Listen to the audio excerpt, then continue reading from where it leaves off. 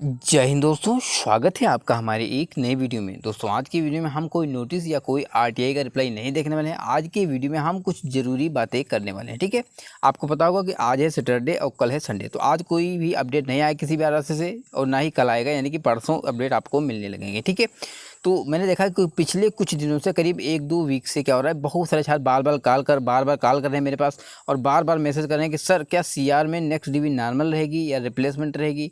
Sir SR वालों की resigning की सीटें नहीं मिलेंगी क्या, क्योंकि बहुत सारे छात्र आरआरसीएफ पे जाते हैं तो वहाँ पे ये बोला गया कि हम नॉट ज्वाइनिंग के थ्रू सीटें आप लोग को देंगे, लेकिन रिजाइनिंग की सीटें हम नहीं देने वाले हैं। क्या कुछ ऐसा है? अगर ऐसा है तो हम लोगों को क्या करना चाहिए?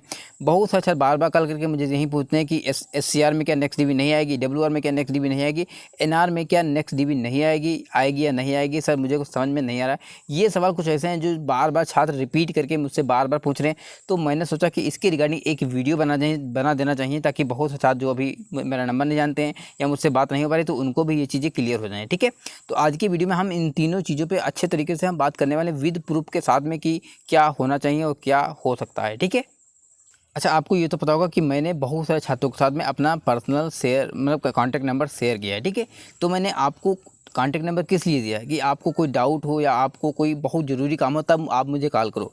लेकिन मैं आपको बता दूं कि एक दो देखो, एक है भैया राजस्थान से, एक राजस्थान से हैं और एक है तुम्हारे बिहार से। ठीक है, बिहार से मतलब इन दोनों राज्यों से एक एक स्टूडेंट ऐसे हैं जो इतना परेशान करके रखे हैं। डेली में कम से कम 8-10 कॉल इनकी डेली आती हैं और बार बार वही सवाल, मतलब कोई ऐसा भी नहीं है इनका डाउट कुछ रियल हो, बार बार वही सवाल, सर हम नेक्स्ट डीबी आएगी नहीं आएगी, हमारा होगा नहीं होगा, हमारा इतना कम है वगैरह वगैरह।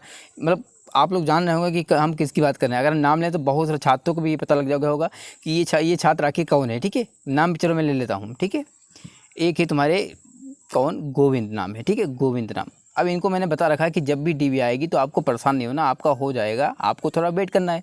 लेकिन ये ऐसा वेट करना है कि सारा सारा दिन मतलब बैठे रहते हैं, बार बार मैसेज करते हैं, इंस्टाग्राम पे मैसेज करेंगे, कहीं यूट्यूब पे मैसेज करेंगे, कहीं टेलीग्राम पे मैसेज करेंगे और एक ही चीज़ बार बार। देखो ये टाइम वेस्ट मत करो।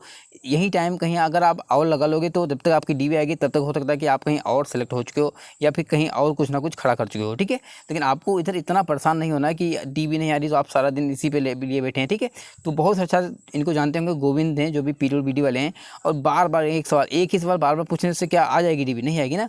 आपको वेट करना है और वेट करने के अलावा कुछ काम धंधा भी करते रहना है। ऐसा नहीं कि सिर्फ इसी के सारे बैठे हैं। ठीक है, तो एक तो होगा गोविंद और दूसरा नाम है एससीआर से, एक है प्रकाश भैया। ठीक है, इतनी बार इन्होंने मैसेज किया है, बार बार कॉल भी किया है और जब तक इनको ब्लॉक ना करना पड़े तब तक ये कॉल करते ही रहते हैं। और एक ही सवाल, ऐसा नहीं कि बार बार सवाल, मतलब एक ही सवाल बार बार पूछते हैं। और मैं कब तक आखिर बताऊं? देखो मैं इसके लिए नहीं हूं कि आपका एक ही सवाल मैं दिन में 10 बार बताऊं, महीने में, मतलब इतना नहीं करना चाहिए। ठीक है, आपको अगर मेरा पर्सनल कॉन्टैक्ट नंबर पता लग गया है तो उसको आप जब कोई डाउट हो या फिर कुछ बहुत ज़रूरी चीज़ हो तब आप मुझे कॉल या मैसेज किया करो। ठीक है, ऐसा नहीं कि बार बार मतलब एक ही चीज़ बार बार पूछ रहे हो। ठीक है, तो इन दोनों छात्रों को बहुत से छात्र भी जानते होंगे क्योंकि ये हमेशा टेलीग्राम पे एक ही एसएमएस बार बार करते रहते हैं। तो इसीलिए मैंने बता दिया कि आपको अगर मेरा पर्सनल कॉन्टैक्ट नंबर मिला है तो उसको यूज करना सीखो। ऐसा नहीं कि मतलब बार बार एक दिन में 10-10 बार कॉल करो। ठीक है, जब आपके पास कोई ज़रूरी चीज़ हो तभी आप इसको यूज किया करो। ठीक है, तो ये दो छात्र हो गए जो काफ़ी ज़्यादा परेशान है। इनसे मेरा यही कहना है कि अगर आपकी डीबी नहीं आ रही तो आपको किसी और काम धंधे में लग जाना है। चाहे मतलब कोई भी काम धंधा हो, कोई छोटा बड़ा नहीं होता है। आपको नेक्स्ट, अगर आपकी एज है, आपको लगता है कि मुझे तैयारी करनी चाहिए तो आप नेक्स्ट एग्जाम की तैयारी कर सकते हैं। आपको लगता है कि मैं ये काम कर सकता हूँ, आप उस काम को कर सकते हैं। आपको लगता है कि मैं कोचिंग पढ़ा सकता हूँ, क्या आप, तो आप कोचिंग पढ़ाना स्टार्ट कर दीजिए। ठीक है, अब चलते हैं हम जो जिससे हमारा वीडियो आया उसको हम बात करेंगे। ठीक है, तो पहली बात ये है कि बहुत सारे छात्र बार बार कॉल करते हैं कि सर सीआर में नेक्स्ट डीबी नॉर्मल रहेगी या रिप्लेसमेंट रहेगी। और बहुत सारे छात्र इस पर बार बार सवाल पूछते हैं, सर मेरा ओबीसी से 1 नंबर कम है, 1.5 नंबर कम है, और यहाँ पे आधा नंबर कम है, 0.20 नंबर कम है, वगैरह वगैरह कम है। ठीक है, और यहाँ पे अभी आपको पता होगा कि जो अभी 6 डीबी आई है वो नॉर्मल डीबी थी, लेकिन यहाँ पे ऑल कैटेगरी को कॉल किया गया था। सीआर मुंबई में ऑल कैटेगरी को कॉल करना शुरू कर दिया गया। आपको पता होगा यहाँ पे 50 डीबी तक ईडब्ल्यूएस को कॉल नहीं किया गया था और यहाँ 6 डीबी में ईडब्ल्यूएस के कुछ छात्रों को कॉल किया गया है। ठीक है, तो अब ये तो क्लियर होगा कि जो नेक्स्ट डीबी आएगी उसमें ईडब्ल्यूएस को कॉल करना स्टार्ट हो चुका है, यानी कि ईडब्ल्यूएस की सीटें उसमें आना पक्का है। ठीक है, यानी कि जो नेक्स्ट डीबी आएगी बोले तो कौन सी डीबी, 7th डीबी जो इनकी आने वाली है उस, या चाहे वो नॉर्मल रहे या रिप्लेसमेंट रहे, उसमें ईडब्ल्यूएस की सीटें या ईडब्ल्यूएस की बोल सकते हैं ऑल कैटेगरी की सीटें इसमें आने वाली हैं। ठीक है, अब अच्छी बात यहाँ पे ये है कि सीआर में अभी भी बहुत सारी सीटें वैकेंट हैं, नॉर्मल की बात कर रहे हैं, और रिप्लेसमेंट तो अलग से होने वाला है। ठीक है, आपको पता होगा यहाँ से अभी कुछ दिनों पहले रिजेक्शन का डाटा आया जिसमें करीब 92 स्टूडेंट ऐसे हैं जो जिनका कंडीशन फाइनल तरीके से रद्द किया गया है। ठीक है, तो ऐसा भी हो सकता है कि नेक्स्ट डीबीआई वो नॉर्मल हो सकती है, क्योंकि सीआर वाले हैं, सीआर वाले ने पहले वो रखा है कि हम जो अपनी रिप्लेसमेंट डीबीआई देंगे वो बाद में देंगे जब तक हमारा नॉर्मल क्लियर नहीं हो जाता है। ठीक है, तो हो सकता है कुछ चांसेस हैं कि इनकी जो है नॉर्मल डीबी नेक्स्ट हो, उसके बाद में रिप्लेसमेंट डीबी हो, और ऐसा भी हो सकता है कि दोनों को ऐड भी कर सकते हैं। देखो आरआरसी वाले बोलते कुछ और हैं, करते कुछ और हैं, तो इन पे भरोसा नहीं किया जा सकता। ठीक है, लेकिन फिलहाल में आना तो सब कुछ है, लेकिन आपको भी वेट करना चाहिए। और मुझे लग रहा है कि आने वाले 1 से 2 वीक में इसकी जो नेक्स्ट डीबी है यानी कि 7th डीबी आपको साइट पे देखने को मिल सकती है, ये पूरे चांस कह रहे हैं। ठीक है, और जैसा कि मुझे पता लगा है। अब सीआर वालों के लिए एक अच्छी खबर ये है कि जब छात्र अभी वहाँ पे आरआरसी ऑफिस जाते हैं ना, तो उनको ये बोला गया कि हम नॉट ज्वाइनिंग और रिजाइनिंग की संख्या तो अभी नहीं दिए, बट यहाँ पे जो सीसी छात्र बाहर हुए थे, सीसी छात्र बाहर हुए थे सीआर में, आपने देखा कि काफ़ी करीब 359 छात्र यहाँ पे सीसी के बाहर हुए थे।